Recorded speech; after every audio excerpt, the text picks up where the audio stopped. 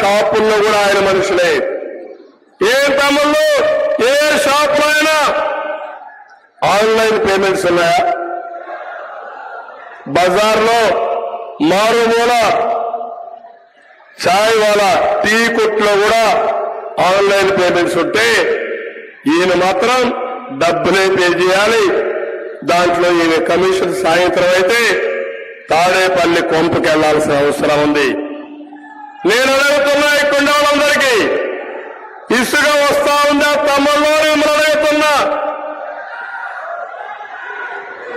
తెలుగుదేశం ఉన్నప్పుడు 1000 రూపాయలు ఒక ట్రాక్టర్కి వచ్చిందా లేదా అని అడుగుతున్నా.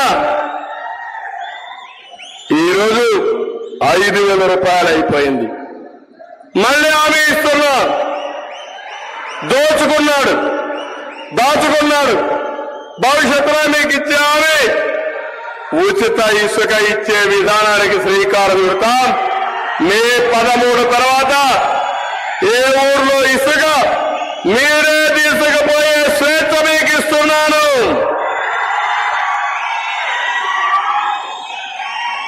భూముల మీద ఇప్పటికే చాలా వరకు చూశారు. ఇక్కడే లేపాక్షి ఉంది. లేపాక్షిని కొట్టేయాలని ప్లాన్ చేశారా లేదా? ఇడుపులపాయలో భూములు కొట్టేశారా లేదా? నేను ఒకటే అడుగుతున్నా ఈ ధర్మవరంలో, తమ్ముళ్ళు ఒక్క విషయం మీరు చెప్పండి. భూమి మీద జగందా? భూమి పైన హక్కు మీద జగందా? మీదైతే మీ యొక్క పట్టాదారు పాస్ పుస్తకం మీద జగన్ ఫోటో ఏంటి? వాళ్ళ నాన్న ఇచ్చాడా? వాళ్ళ తాత ఇచ్చాడా? వాళ్ళ నాన్నమ్మ ఇచ్చిందా? వాళ్ళ అమ్మమ్మ ఇచ్చిందా? లేకుంటే వాళ్ళ అమ్మమ్మ ఊడిచ్చాడా? లేకుంటే వాళ్ళ అమ్మమ్మ ఊడిచ్చాడా?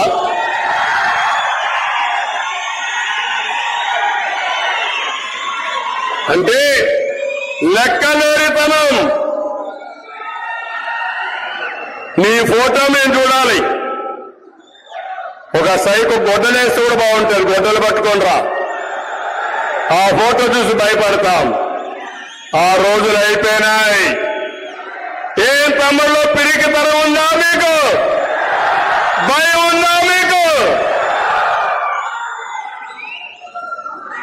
ఎంతంటే అరాచకం అంటే నేను 45 సంవత్సరాలు ఎప్పుడు చూడలా. ఇప్పుడు మీ వ్యక్తిగత భూమి పైన టెండర్ పెట్టాడు. కొత్త చట్టం తీసుకొచ్చాడు. నిన్న మొన్న మీరు చూశారు. మొత్తం భూములన్నీ ఆన్లైన్ లో ఉంటాయంట. అది కూడా ప్రైవేట్ కంపెనీ అకౌంట్ లో ఉంటాయంట. మీరు ఎవరైనా అమ్ముకోవాలంటే జగన్మోహన్ రెడ్డి పర్మిషన్ కావాలి.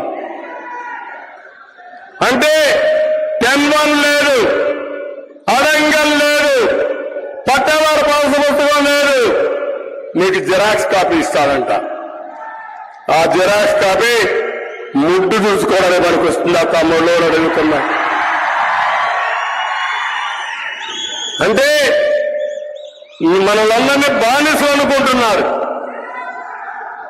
ఒక్కొక్కరు ఒక్కొక్క దెబ్బ కొడితే రేపు ఎన్నికల్లో గురి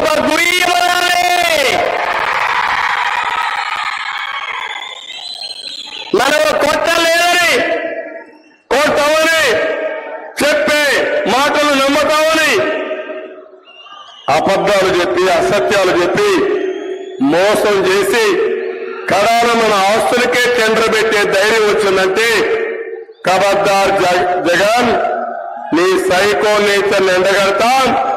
చిత్తుగా ఓడించి నిన్ను నీ పార్టీని భూస్థాపితం చేస్తారని మీ అందరికీ హామీ ఇస్తున్నా. అందుకే ఈరోజు ఇక్కడికి వచ్చినప్పుడు చేనేత కార్మికులు ఉన్నారు. బీసీ డిక్లరేషన్ ఇచ్చాం. 5 ఏళ్లలో 1,50,000 కోట్లు ఖర్చు పెడతాం. ఆదరణకు 5,000 కోట్లు సంవత్సరానికి ఖర్చు పెడతాం. స్వయం ఉపాధికి 10,000 కోట్లు ఖర్చు పెడతాం. ఎప్పుడూ తెలుగుదేశం పార్టీకి కంచుకోట వెనుకబడిన వర్గాలు. ధర్మవరం తెలుగుదేశం పార్టీకి ఎప్పుడు ఆరాధించారు, అభిమానించారు. ఇక్కడ చేనేత కార్మికులు ఉన్నారు, మిగిలిన బీసీలు కూడా ఉన్నారు. నేను ఒకటే హామీ ఇస్తున్నా, చేనేత పరిశ్రమను ప్రోత్సహించడానికి మీరు జీఎస్టీ కడితే తిరిగి మీకు ఇచ్చే బాధ్యత మాది. ఇది కాకుండా చేనేత కార్మికులకి సంవత్సరానికి 24,000 మీ అకౌంట్ లో వేస్తామని చెప్పి నేను మీకు తెలియజేస్తున్నా. పవర్ లూమ్ కి 500 యూనిట్లు, హ్యాండ్లూమ్ కి 200 యూనిట్లు కరెంటు ఉచితంగా ఇచ్చే బాధ్యత మాది. ఇదే కాకుండా ఈరోజు నాయి బ్రాహ్మణులు ఉన్నారు. దేవాలయాల్లో ఆదాయం బాగుండే దేవాలయాల్లో కనీస వేతనం 25,000 రూపాయలు ఇప్పిస్తాం. అదే మరి షాపులకు ఒక 200 యూనిట్లు కరెంటు ఉచితంగా ఇస్తాం. ప్రతి ఒక్కరికి న్యాయం చేయడానికి ఎన్నికల మేనిఫెస్టోలో పెట్టాం. బీసీల భద్రత కోసం ప్రత్యేకమైన చట్టం తీసుకొస్తాం. ఎస్సీల్లో మాలా మాదిగా ఏబిసిడి కేటగరైజేషన్ తీసుకొస్తాం. జిల్లాల వారిగా తీసుకొస్తాం. మాదికి కూడా న్యాయం చేస్తామని చెప్పి నేను అందరికీ హామీ ఇస్తున్నా. ఇక్కడికి వచ్చినప్పుడు పార్లమెంట్ అభ్యర్థి పార్థసారథి మీకందరికీ పరిచయస్తుడే, ఎప్పటి నుంచో ఉన్నాడు. అలాంటి వ్యక్తిని ఇక్కడ మనం పార్లమెంటుకు పెట్టాం. ఇంకో పక్క సత్యకుమార్ యాదవ్,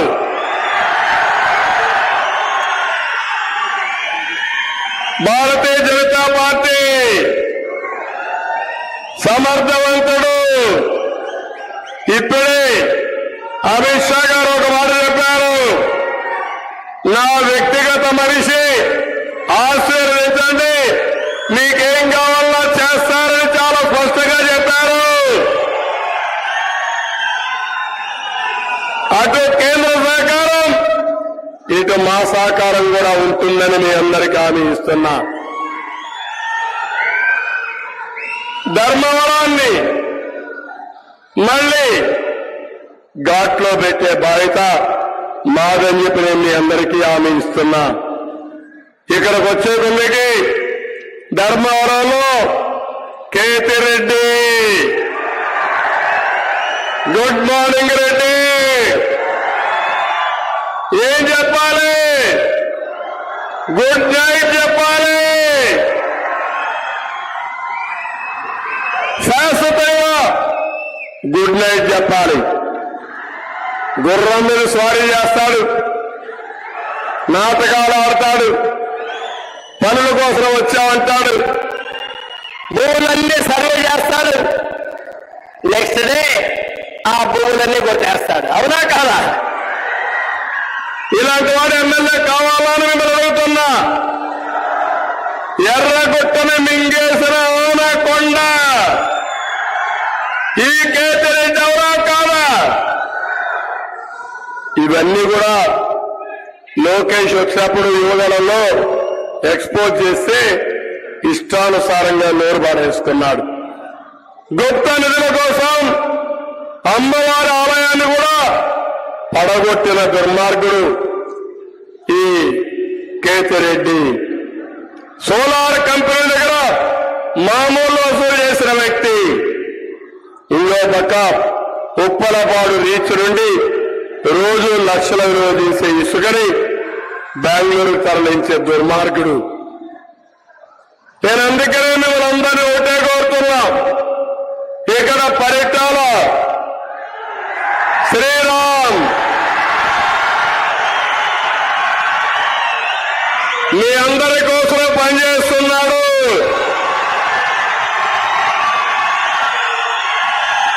పొత్తులో ధర్మంగా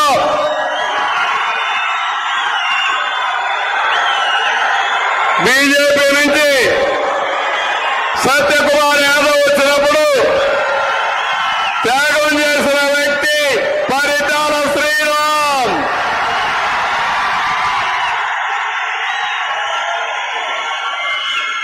తప్పకుండా పరిటాల శ్రీరామును గుర్తుపెట్టుకుంటానని మీ అందరికీ హామీ ఇస్తున్నా.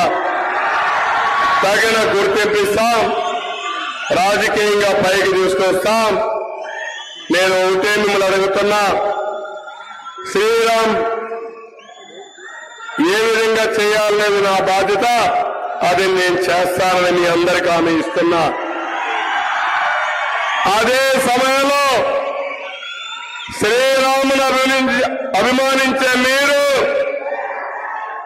పార్టీని అభిమానించే మీరు వేయవలసిన ఓటు అసెంబ్లీకి సత్యకుమార్ యాదవ్ కోటేయాలి, కమలం పువ్వు పైన ఓటేయాలి. సత్యకుమార్ యాదవ్ గెలుపు మనందరి గెలుపు. ఇది 3 పార్టీల విజయం. ఏం తమ్ముడు సిద్ధమని మనం అడుగుతున్నా. అందుకే ఈరోజు ఇక్కడికి వచ్చినప్పుడు కూడా చేనేత మౌలిక వస్తువులతో కూడినటువంటి కామన్ వర్కింగ్ షెడ్లు కావాలన్నారు. ఏర్పాటు చేస్తాం. టిట్కో ఇళ్లు కట్టాం.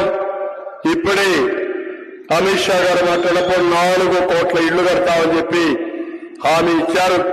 తప్పకుండా ఇవన్నీ వస్తాయి.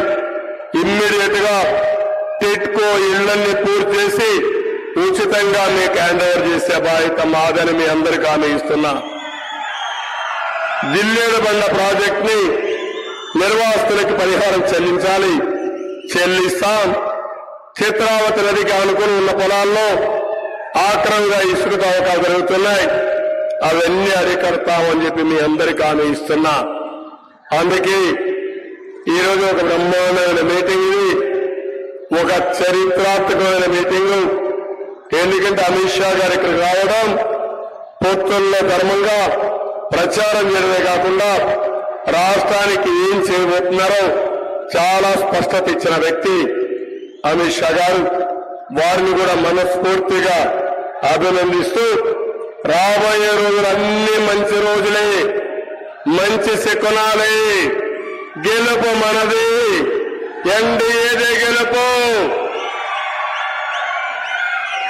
ఇంకా మనం చేయాల్సింది స్వేరింగ్ ఇన్ సెరమనీకి ముహూర్తం పెట్టుకోవడమే. అంత నమ్మకంతో ఉన్నా, అవునా కాదా? అంత అవసరం కూడా అవునా కాదా? సిద్ధంగా ఉండండి. 10 రోజులు ఏమారద్దండి. ఇతను మామూలు వ్యక్తి కాదు, మారీచుడు. మాయవేషాల్లో వస్తాడు, దౌర్జన్యాలు చేస్తాడు, కుట్రలు కుతంత్రాలు చేస్తాడు. రేపు ఎల్లుండో ఏం చేస్తారో కూడా నేను కూడా ఊహించలేకపోతున్నా. అందుకే మీరు చూస్తే గులకరాయి వేశారా వేయలేదో గాడోళ్ళు కరెంట్ ఆఫ్ అవుతుంది, గులకరాయి తగులుతుంది, 5 నిమిషాల్లో ప్లే కార్డ్స్ వస్తాయి. నేను ఇప్పించాను, ఇది హత్యా ప్రయత్నం అని. మీకు అర్థమైందా తమ్ముళ్ళు? నాటకాల రాయుడు ఎన్ని నాటకాలు ఆడాలని నాటకాలు ఆడాడు. నేను ఆ రోజు ఇమ్మీడియట్ గా చెప్పాం, పొయ్యి గులకరాయితో హత్యా ప్రయత్నం చేస్తామని అడుగుతున్నాను మిమ్మల్ని. కోడి కత్తితో హత్యా ప్రయత్నం జరుగుతుందని అడుగుతున్నా. ఇంకా ఎందుకు నాటకాలు ఆడతాడో, రేపు ఏం చేస్తాడో ఫ్రస్ట్రేషన్ లో ఉన్నాడు. ఆ ఫ్రస్ట్రేషన్ పీక్ వెళ్తుంది. ఒకప్పుడు చెప్పుకునేవారు, ఈయన కోపం వస్తే ఇంట్లో టీవీలు పగిలిపోయేటివని. ఇప్పుడు ఆయన కోపం వస్తే ఏం జరుగుతుందో తెలియదు నాకు, అది మీరు గెస్ చేయడమే. అందుకే ఇలాంటి మానసిక స్థితి బాగాలేని వ్యక్తి రాష్ట్రాన్ని నడిపిస్తే ఏం జరుగుతుందో ఎవరికి అర్థం కాని పరిస్థితి. అందుకే మనందరూ ఆలోచించుకోవాలి. మళ్లీ మనందరి భవిష్యత్తు కోసరం, రాష్ట్ర భవిష్యత్తు కోసరం, మన పిల్లల భవిష్యత్తు కోసరం ఇక్కడ పార్థసారథి గారికి సైకిల్ గుర్తుకేసి పార్లమెంట్కి పంపించండి. సత్యకుమార్ గారికి కమలం పువ్వు పైన ఓటేసి అసెంబ్లీకి పంపించండి. వారిద్దరికి కూడా అటు నరేంద్ర మోడీ గారి మద్దతు, ఇటు నా మద్దతు. మూడోది పవన్ కళ్యాణ్ గారు, పవర్ స్టార్ పవన్ కళ్యాణ్ గారు. ఆయన ఈరోజు రాలేకపోయారు. కానీ సమయం కూడా తక్కువ ఉంది. అందరం కూడా అన్ని మీటింగ్లు రాలేము. ఇద్దరం కలిసి చాలా మీటింగ్లు చేశాం. రేపు ఎల్లుండి మళ్లీ చేస్తున్నాం. ఈరోజు పవన్ కళ్యాణ్ గారి ఆశయం ఒకటి, ఈ రాష్ట్రంలో వైసీపీ ఇంటికి పంపించాలి, వైసీపీ విముక్త రాష్ట్రంగా చేయాలనేది పవన్ కళ్యాణ్ గారి ఆశయం అని చెప్పి నేను మీకు తెలియజేస్తున్నా.